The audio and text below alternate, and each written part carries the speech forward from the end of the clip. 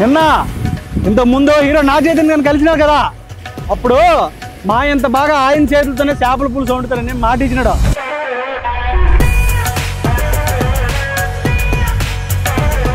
ఆ మాట ఎంతవరకు కరెక్ట్ అవుతాం చూడడానికి నేను వెళ్ళినా.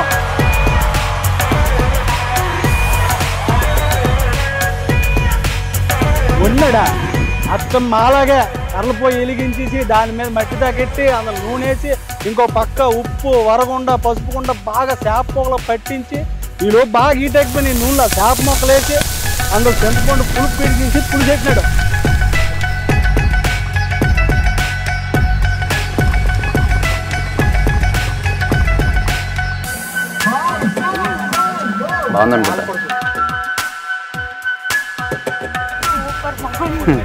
నచ్చిందా?